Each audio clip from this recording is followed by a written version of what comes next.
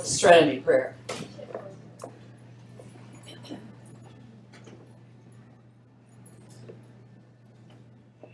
Prayer. God, grant me the serenity to accept the things I cannot change, courage to change the things I can, and the wisdom to know the difference. Thy will, not mine, be done. So I'm going to go ahead and introduce Judy from New Mexico.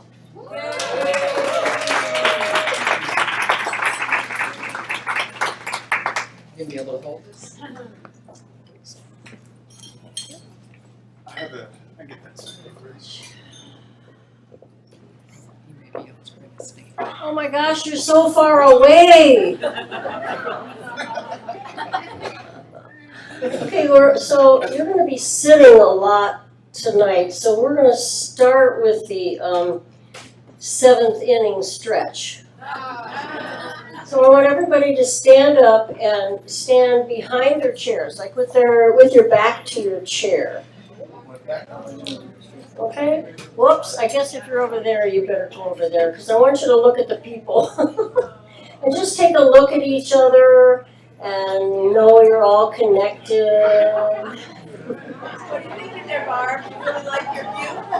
That's sort of like mine too.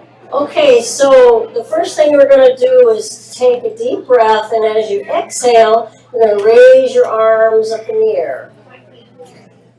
Okay, now bring them back down. And do it one more time. Okay, now this time, turn yourself around. Get close to the person next to you, and let your arms go down and rest on each other's shoulders. So you make a little circle. Okay.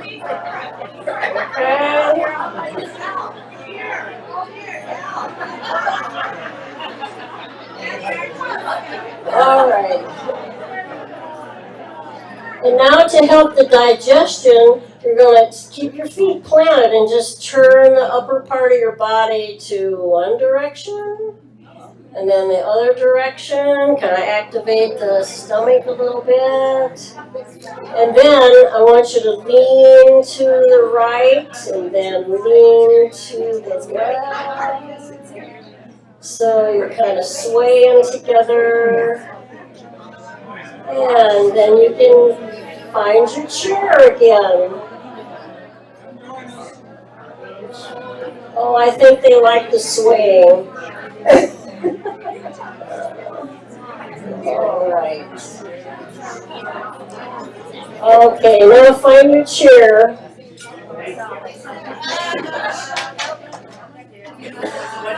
Go ahead and find your chair and have your seat.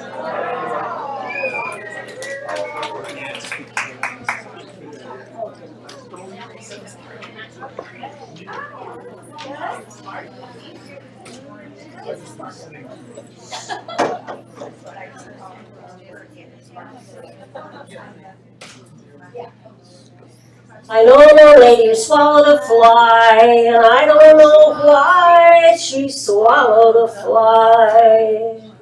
And then, perhaps she'll die. And then she swallowed a spider to catch the fly, and swallowed a bird to catch the spider, swallowed a cat, swallowed a dog, and then she swallowed a cow. I don't know how she swallowed that cow. And then in the end, she swallowed a horse. She's dead, of course. So you all help me not swallow the horse. But I'm here for several reasons. Of course, the first one is I'm a compulsive eater, but I wouldn't be here if it weren't for my sister Marilyn.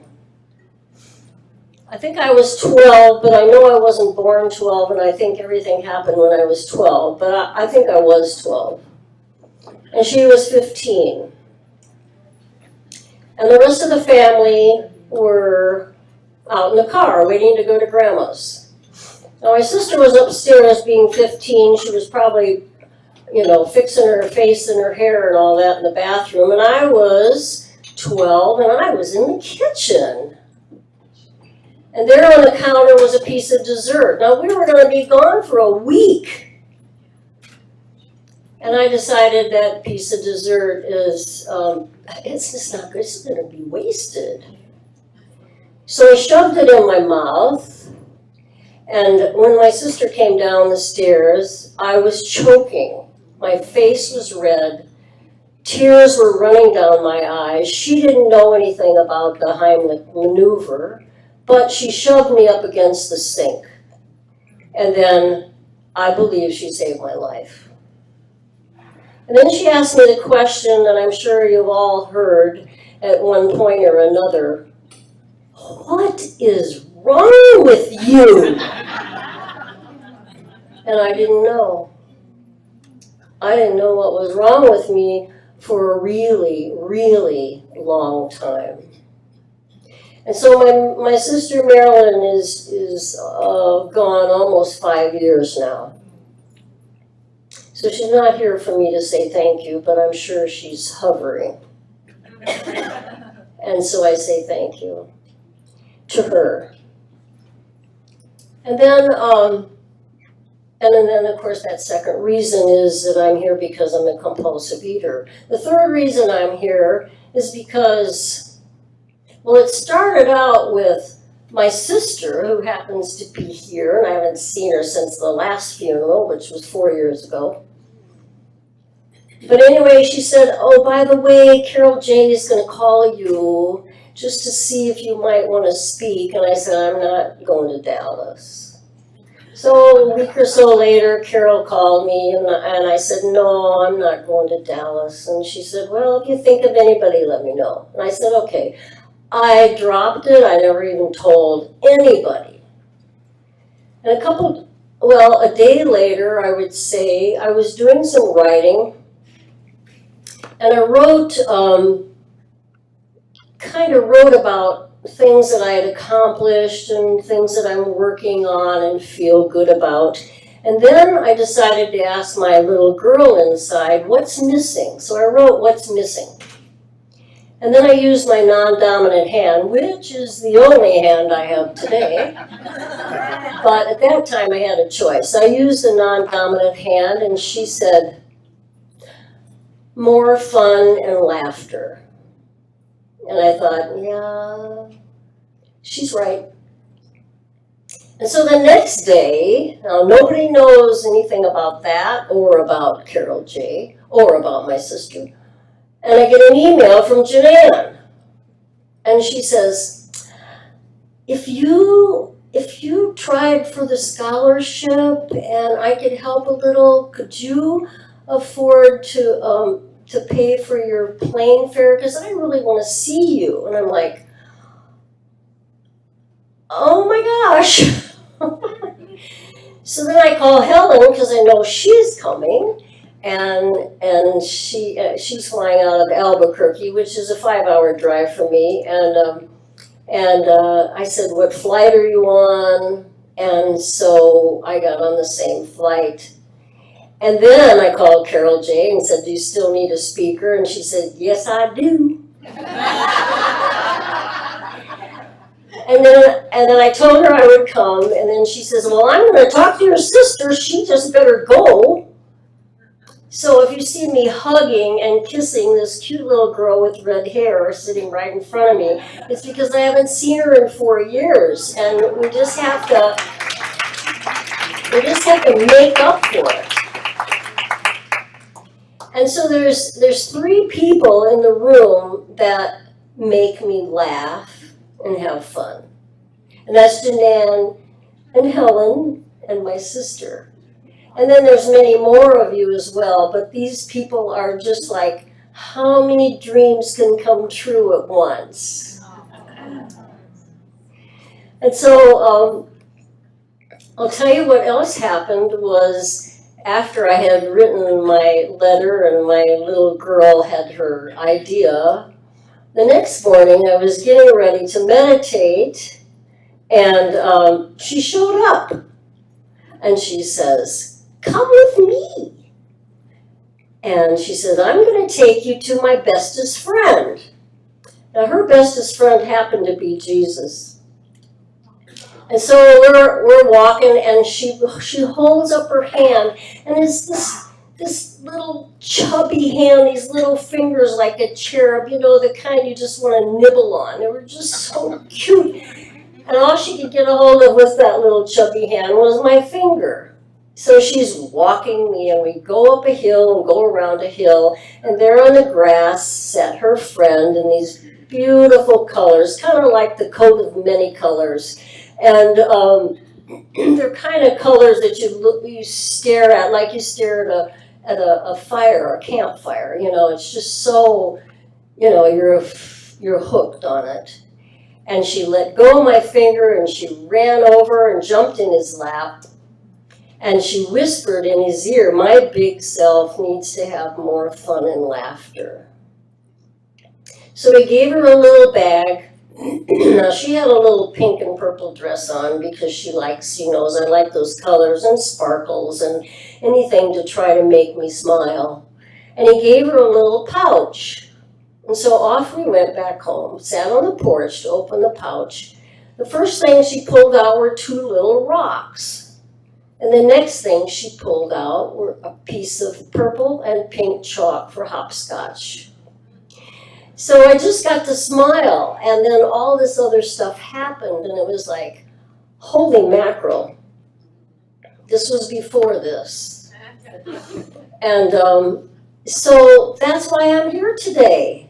It was just orchestrated. And I got to be in the middle of this beautiful orchestration. So why I sang the swallowing song to you, I mean, I don't think I ever swallowed a fly, but then I've been to India, so you don't really know for sure what I've swallowed. But, you know, when you first come to the program, it's about the food, and then you hear all these people that have been around say, it's really not about the food. And you're kind of like, you know, really? So the swallowing part for me is, what have I swallowed growing up that I had to use food to cover it up? And so I began to take a look at that. And looking back at self-esteem, which is, you know, one of the first things that we take a look at in the big book. It has the little list of things that we do in our 4th step. And I think about, you know, when you're a baby, it's just wonderful. And when you get your first tooth, everybody celebrates. And when you sit up by yourself, and, you know, when you walk, and when you go off to kindergarten, but all those days in between, I can't use my hands.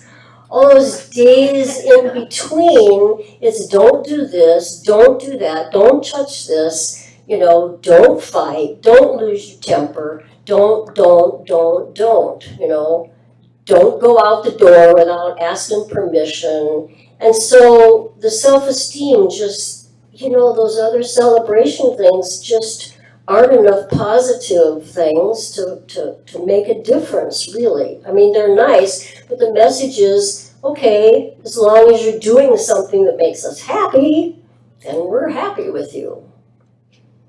And so my self-esteem lie was that I wasn't good enough. And many people have that same lie, or didn't quite measure up. And so when I think about the lie statements, there's always and never in them, because they feel like they are true for eternity. And so I discovered this lie that says, you're never going to measure up. You're never going to be good enough. No matter how hard you try, you are not going to make it. And I have a whole list of these lies that match up, but I'm going to just tell you about 3 of them. Another one is my relationship lie. And I gathered that information from observing relationships, my mom and dad, you know, my aunts and uncles, my grandparents and neighbors, and all of that. And so that lie looked like, I have to give 100%. I always give 100%. And I get nothing in return. And I thought it was true. And just to demonstrate to you how that manifests is that, so for example, I'm doing the dishes after cooking the dinner, I'm doing the dishes. Everybody else is watching TV. And so I don't go ask for help. I bang the cupboards, I bang the pans, I make as much noise as possible. Now, do you think that anybody in their right mind would volunteer to help? No, it's like saying, I need help and don't you dare come near me. I can use my left hand. Don't you dare come near me, because it doesn't matter how you do it, you're getting your head chopped off. If you try to help me, I'm going to say, you know what I'm going to say. And if you don't help me, you know what I'm going to say. So it's a lose-lose for everybody. And so the other one is the spirituality. I call spirituality/addiction. And so what that looks like is there is never enough. That all I have is an emptiness. And so in order to fill that emptiness and that lie that I swallowed, well, then food came even more handy, you know. And so what I did with these, and this was helped through my sponsor that I had a long time ago. Instead of saying character defects, I don't like the word character defects because it sounds like original sin. And it just sounds like you were born defective, you know. So I don't like those words, but I do relate to the word lie. So when I say the sixth step, I say we're entirely ready to have God remove this lie. And so then I say the lie statement, for example, the one that says, I give 100% and get nothing in return, or very little. I look at what is the cost? What do I give up by believing that lie? Well, I give up being myself, feeling my feelings, honoring myself, and actually I give up hearing others too. Other people that tell me I'm beautiful or I'm good or whatever, I'm not able to take that in. And the people that are in my life that love me and say I really want to help you, I can't possibly let them help me because it doesn't fit. And so then I go down a little further and I say, in believing this lie that I give 100% and get nothing in return, what do I accept? Well, I accept stress. I accept proving and convincing myself. I accept a certain amount of numbness. And then I move further down and I ask myself, by believing the lie that I have to do 100% always and get nothing or near nothing in return, I get to be a victim. I get to be a failure. I also get to be special because I do it all. I get to compare, and I get to be fearful and angry and above reproach because I'm righteous. And then in believing that lie that I give 100% always and get very little in return, I can justify, I can rationalize, I can gather more evidence, I can retaliate, and I can blame, and I can complain, and I can be separate. And so these are the things that I could take to my God and say, I think I'm entirely ready to have you remove this lie from me. Because it's not only causing me to be unhappy and the people around me, it's also what makes me cause harm. It isn't that I go out on purpose to try to cause harm, but my belief can't do anything but that. And so the next part is step 7. And so what I do with step 7 is I wrap my little girl up to hold the lie. And I do some kind of a guided meditation for myself. And some of my sponsees I do this work with, some don't get it, some do, and I get to hear it over again, and it's wonderful for me to be reminded. And so I have this little girl do some kind of a guided meditation. Maybe she has the lie in her purse, you know. Maybe she rides a tricycle. Maybe she just takes a walk. Maybe she's in the woods. And she has this little lie in her purse. And I have her find a soft place to sit. And then I have a loving entity. It could be God, it could be an angel, it could be a grandmother, it could be somebody soft and safe and gentle. And sometimes the lie gets all torn up in little tiny pieces and we bury it in the ground and we ask the angels to compost them and turn them into something beautiful. And then she gets another note to put in her little tiny purse. And the note has to have words on it that are what I can say, as deep as the lie stabs me into the stomach, the truth has to be something that melts my heart. And so we play with the words. And there's a couple of people here in the room that I remember their truth statements. There's somebody here in the room whose truth statement was, God basks in the beauty of me. There's somebody in this room whose truth statement is, every fiber of my being is God. And one of my truth statements is, I am the song in the heart of God. It's not just, I am good enough. It's just like, that's lame. It's bigger than that. It's got to be bigger than that. And so out of this relationship lie, I'm still working on it. It changes over time. My first one was, people love me, and they'd do anything for me. And what they did for me was for my family, it took pressure off.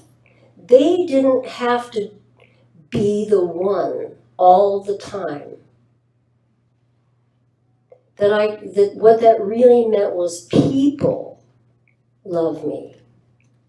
And that many of you are the ones who come forward and who do for me where I need some help and don't even know how to ask.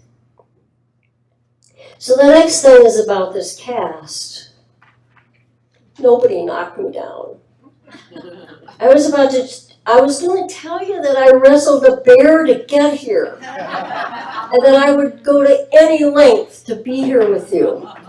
But that's not really true, even though I have had a bear in my yard before. But I was getting ready to teach my stretch class, and everybody's mats were too dang close to the one end of the room, like we were only renting a quarter of the room or something, and I'm like, had my hands up, and I'm like backing up, and I'm thinking, you guys are backing me up against the wall, and I stumbled on one of the mats, and I went flat on my sacrum, rolled over, missed a big potted plant by about 4 inches, and my wrist saved my head from being busted open, I'm sure. So here's the gift. This same lie shows up from time to time, and I have to remember it's a lie. And so now I had a brace on my left hand because I sprained it, and then this thing all the way up from my knuckles to my armpit. And so I can't do very much. So it's like the angels had to do something to get me to ask for help. And so that's the blessing. You know, the blessing is I get to be bound but not gagged. And that I get to learn how to ask for help. And after about 3 days, I realized I hadn't had a temper tantrum. I had one in 3 days. 3 days worth of temper tantrums.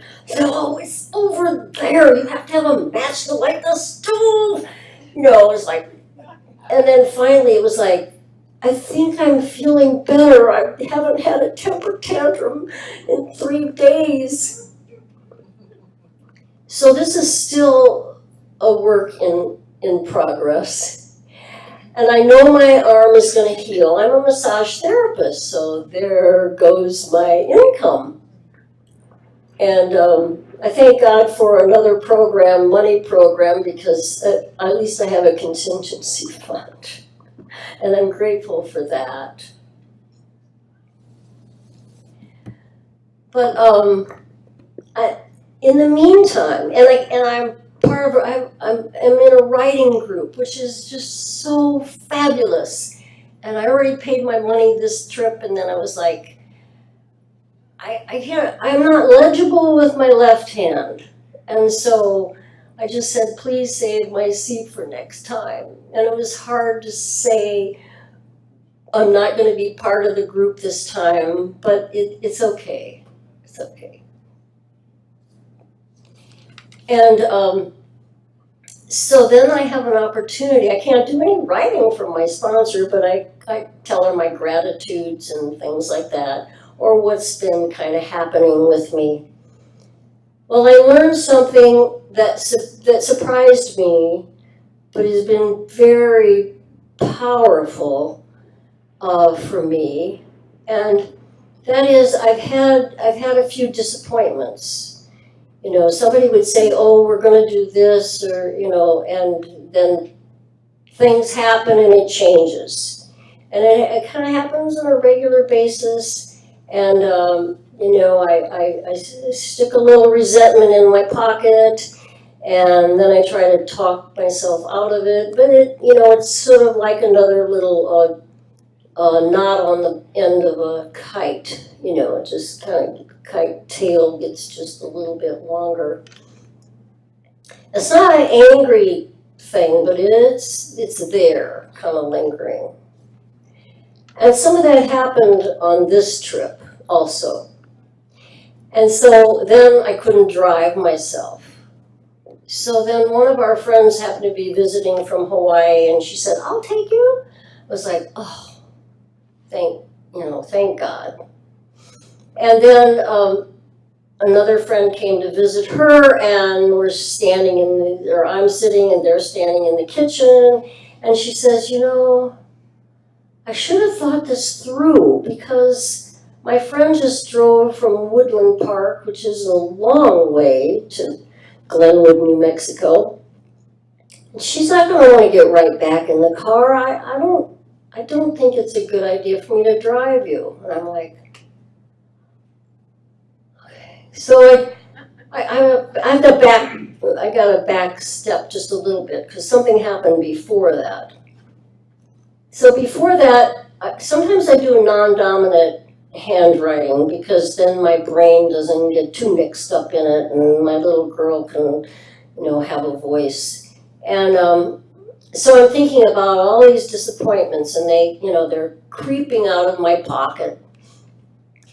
And so I began to write. And I had this memory. And we had one car growing up, and my dad always had 2 jobs, and when he wasn't at 2 jobs, he was at the Knights of Columbus playing cards and drinking. And so when the high school kids, girls all went to the sock hop, the school dance, somebody else's parents always took us and picked us up. And one time, my dad promised to take his turn. I was so excited, and he never showed up. They were turning the lights off in the school. I'm like embarrassed, and of course there's no cell phones in 1953. And so one of the girls ran back into the school and grabbed one of the teachers and asked if she could use the phone in the office, called her parents, and they came and got us. And what that told me was, when somebody says they'll do something, whether they use the word promise or not doesn't matter, I nail them to the wall. And whether what changes is perfectly obvious and has nothing to do with me, they are nailed to the wall. And so when this friend of ours from Hawaii said, you know, I don't think it's a good idea for me to take you, it was like, okay. And something happened. All of a sudden, I realized that I don't have to nail people to the wall anymore. And all those resentments tied onto the tail of my kite disappeared. I mean, they were gone. I consider that a miracle. And so then my husband volunteered to take me, and we had things worked out. And so he took me to meet the lady I was spending the night with, and then she took me to the lady that was going to drive to the airport, and then, so here I am. But the gift of that makes all the 12-step work worth it. And I've had many, many gifts of that. My first husband, 23-year marriage, was bipolar. And every 2 years he had an episode that lasted 5 months, and it was horrendous. Because of this program, I happened to be in Indiana where 3 of my kids still live, and my ex-husband and his wife live, and I woke up crying. And I called him on the phone, and I thanked him for being a good dad. He had had 27 years of lithium, had not had another episode, and my kids got to know him for who he really was, not for my memories. And he never really ever said anything that I thought made any sense. And so when I told him that, he said, you mean I didn't do it all wrong? And then he said, thank you for birthing our 6 children. Every pain, scar, resentment in that moment disappeared. And I heard the keys from the jail hit the floor, and they were not the ones he was in. And I had had many 4th steps, many righteous forgivenesses of him for a long time, and this was 22 years after our divorce. And when everything was ready, that is when God melted my heart. That is when God melted the scars. That is when my kids finally said, you mean we don't have to be afraid when Mom comes to town anymore? And I thought, and then I saw him in person at a wedding a few months later, and I thought, if you want us to speak, make it happen. We're getting ready to leave and kind of in the little kitchen area or something, and he came over and he said, you know, Judy, I didn't know I was going to have mental illness when we got married. I would not have hurt you for the world. I wanted to hear that for 22 years. And you know what? I didn't need to hear it anymore. And my sister's crying right now. Because my family suffered when I suffered. And they didn't know what to do with me when they saw me coming, when it was happening again.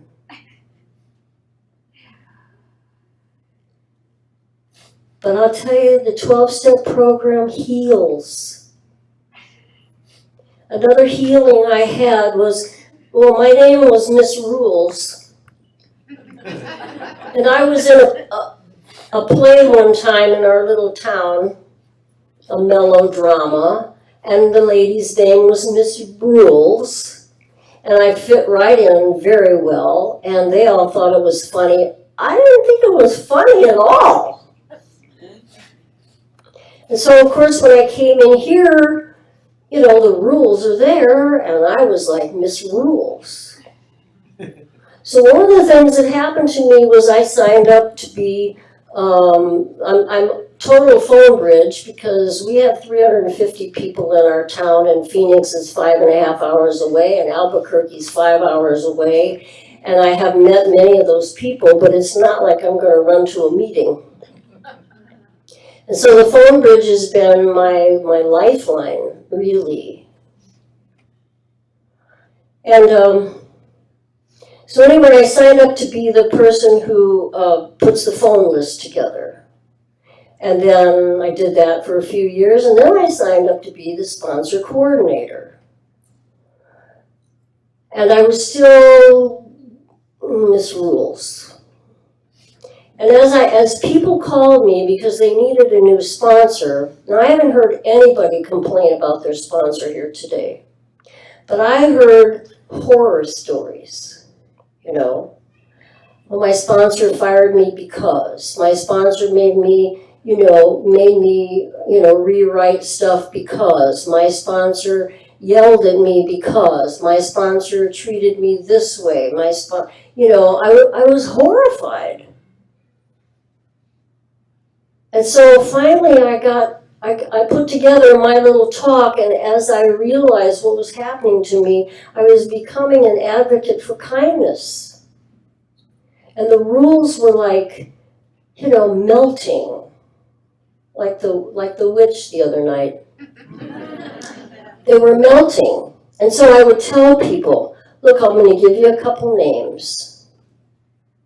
And if any sponsor is mean to you, you better call me, because I'm going to find you somebody else.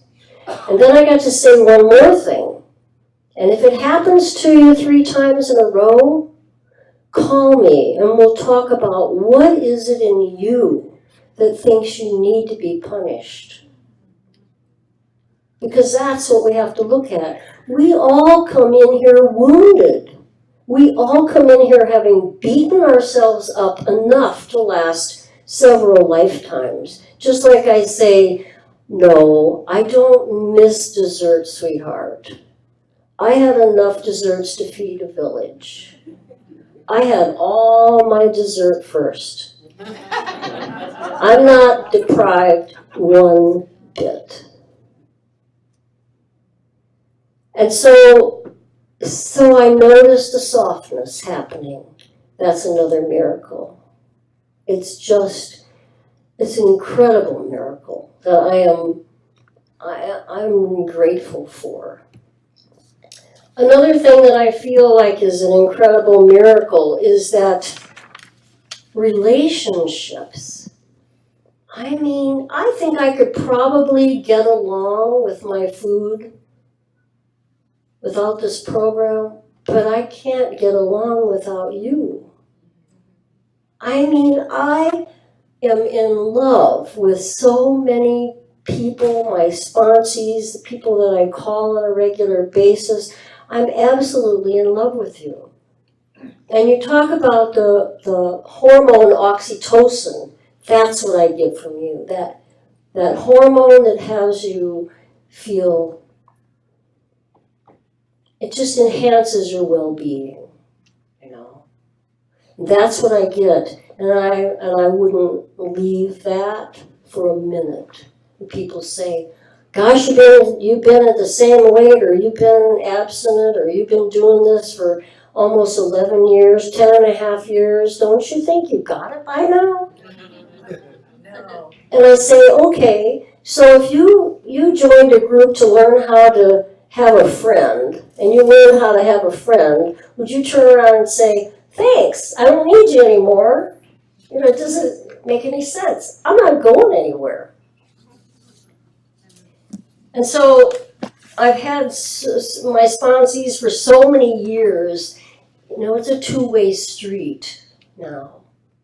And I get to hear what I say because I need to hear it myself. And they get to hear what they say because they need to hear it themselves. And we just spiritually feed each other. I'm going to read you a little poem that I wrote for the sponsor I had before the one I have now. And we talk pretty much on a regular basis. And it's called Just Because. Just because the phone rang, just because I heard her sigh, just because she asked for time, not really mine, but father time, I said yes, without authority, just because I knew the next word coming. She didn't cry, not yet. Accepting her sacred invitation, research, specialists, options, decisions, yes or no, when or where, the choice is always his, just because it is. We complain about our catalyst partner for years and days and moments just because we do. Time stops us in its revelation, limitation without justification, just because it can. Stalking in the dark like the long shadow before sundown, there is no speck or spark or hand to roll back the tick-tock of this clock's end. Just because its time is true. Chance has lit the closet light, exposing virtues neatly boxed, stacked, wrapped, and categorized. Love, kindness, generosity, patience, forgiveness, equanimity. Opening box by box, smiles by tears, reminiscing lost years.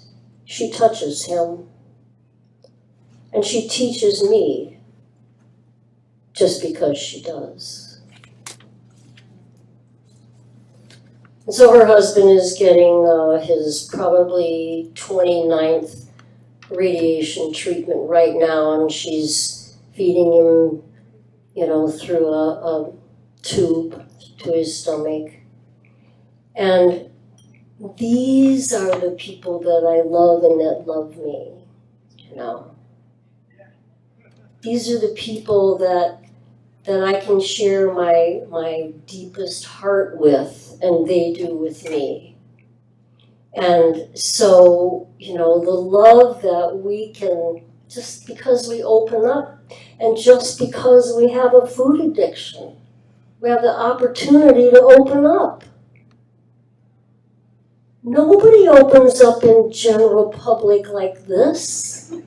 We don't walk up to somebody in the street. We don't even tell them relatives, you know, the things that are buried down in here, and our hopes and our dreams and our prayers and our failures and our successes. Blessed is the word. I have no idea how long I've been talking, but it seems like a long time. Does anybody have the timer? It's 8:19.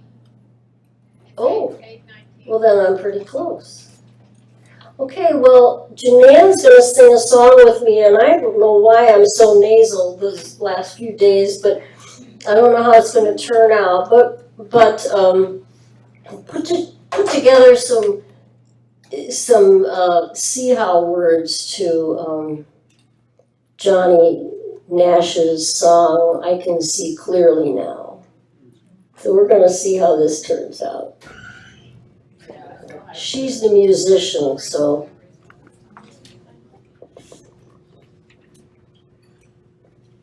One second, get you set up here. Okay. We didn't give him much warning. No, you're fine. We just had to go with different reds. So. Gotta make this work for you guys. I love you.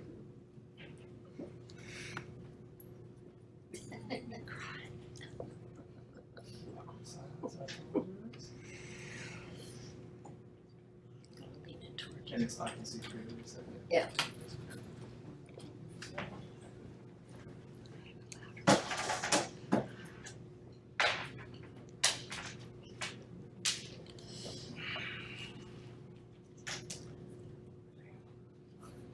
A joke?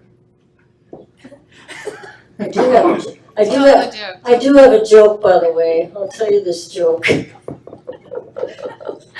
So there's this guy that goes in a gun shop and he's decided he's gonna buy a gun, and I don't know anything about guns, so I don't know, it was a 22 or something, I don't know. And so he looks at it, he likes it, and he says he's gonna go to buy it. And the girl behind the counter says, "Strip down, sir." And he's like, I'm gonna be talking to somebody about this, but okay. So he takes his clothes off. And she screams. And then she said, "Your credit card, sir. Strip down."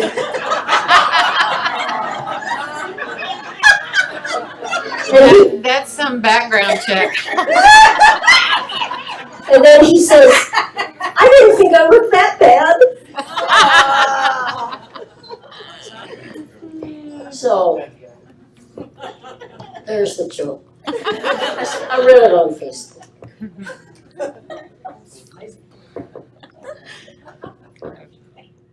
Let loose the stress.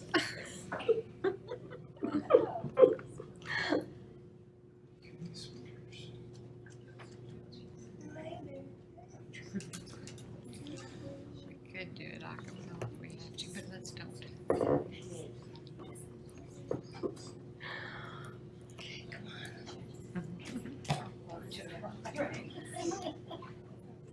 And the winner is. Oh, that's It's playing through my computer if anyone wants to come up and hear it.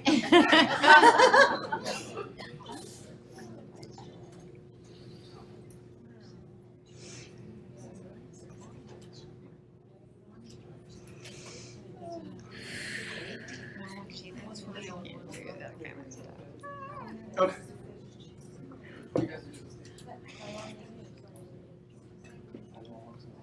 Do a testing 1, 2, 3.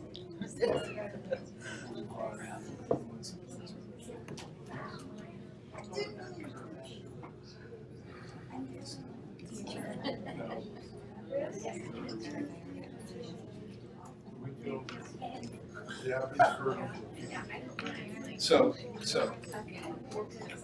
No, it's good. They shipped it. You're gonna make it.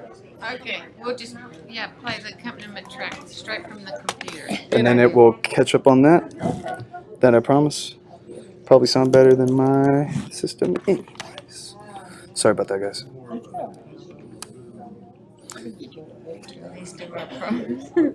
Yeah, gonna make this happen.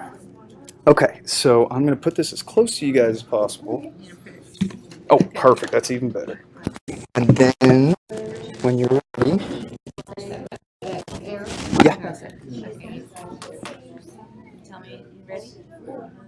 Can you just the volume for us?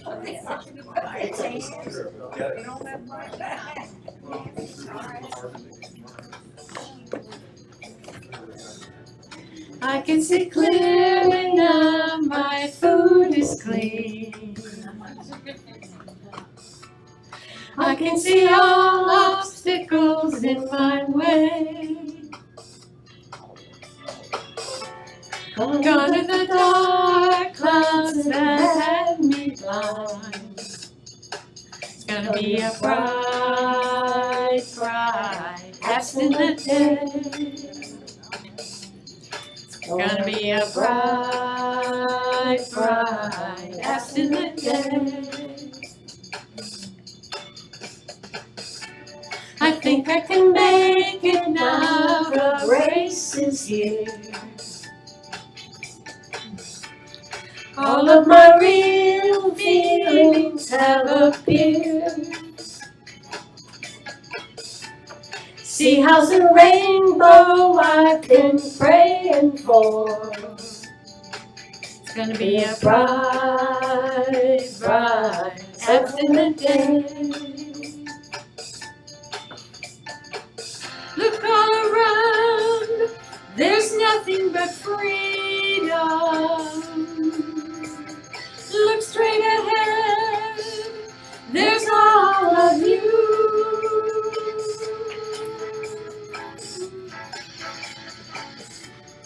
I can see clearly now the path ahead. All of God's grace and love holds me dear. See how's a rainbow I've been praying for. It's gonna be a bright, peaceful afternoon. It's a bright, bright, peaceful day. It's a bright, bright, peaceful day. It's a bright, bright, peaceful day. Bright, bright, peaceful day. Bright, bright.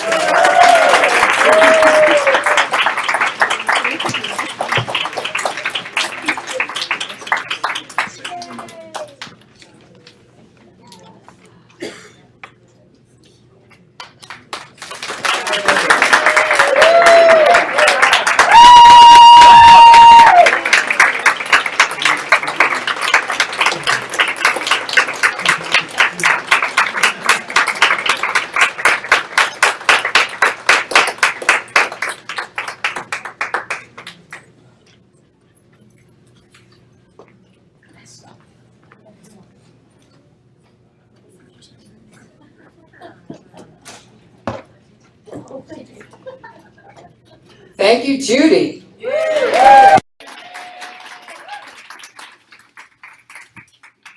So,